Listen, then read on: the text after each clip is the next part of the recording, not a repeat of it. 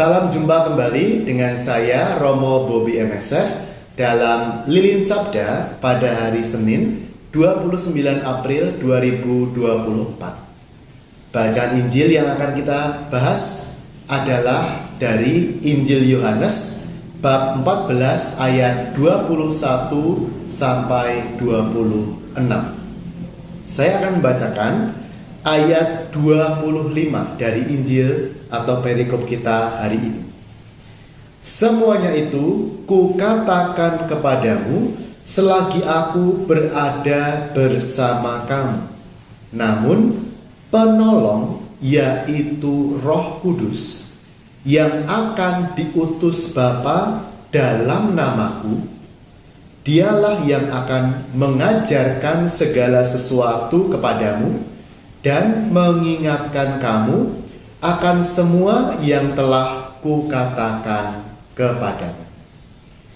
Saudara-saudari yang terkasih dalam Kristus, coba Anda dan saya menyadari ketika kita berdoa setiap hari, biasanya pribadi Allah siapa yang kita sapa.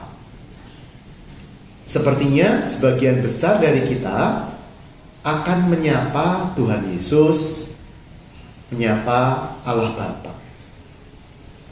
Tetapi lazimnya jarang-jarang orang itu ketika berdoa langsung menyapa Allah Roh Kudus. Nah, ini adalah sebuah kenyataan yang seringkali terjadi di dalam kerohanian kita.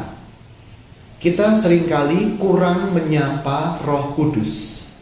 Meskipun peran Roh Kudus itu sangat penting seperti yang ditegaskan dalam Injil hari ini.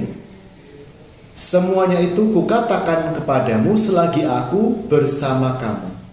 Namun penolong, yaitu Roh Kudus, jadi Roh Kudus itu adalah Roh penolong, yang akan diutus Bapa dalam namaku.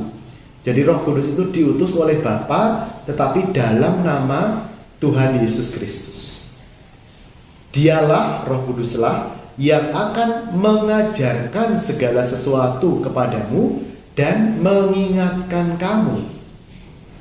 Jadi ada dua hal yang menjadi kata kerja yang dikerjakan oleh Allah Roh Kudus, yaitu apa?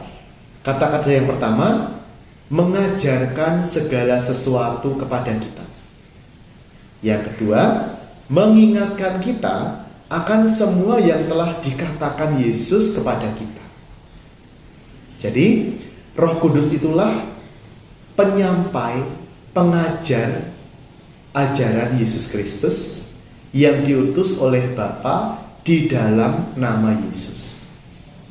Itulah peran khas dari Roh Kudus yang ditegaskan oleh Injil Yohanes bab 14. Nah, kalau kita telisik lebih lanjut, kalau kita membaca misalnya kisah penciptaan dalam kitab Kejadian, Roh Kudus sudah hadir di sana dalam rupa Roh Allah yang melayang-layang. Jadi Roh Kudus itu sudah ada dalam Perjanjian Lama, tetapi kemudian digenapi di dalam Perjanjian Baru. Roh Kuduslah yang juga perlu kita sapa dalam doa-doa kita.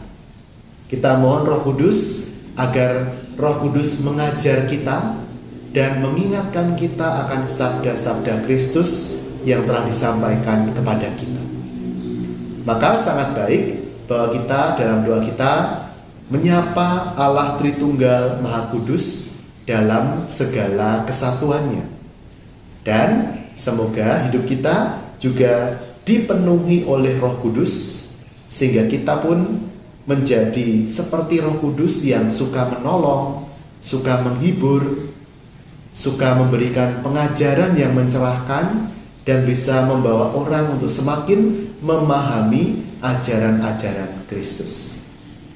Ya Allah Roh Kudus, datanglah, penuhilah muka bumi dengan curahan Roh-Mu, dan perbaruilah muka bumi berkat kuasa dan daya-Mu.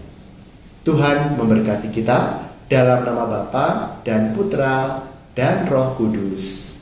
Amin.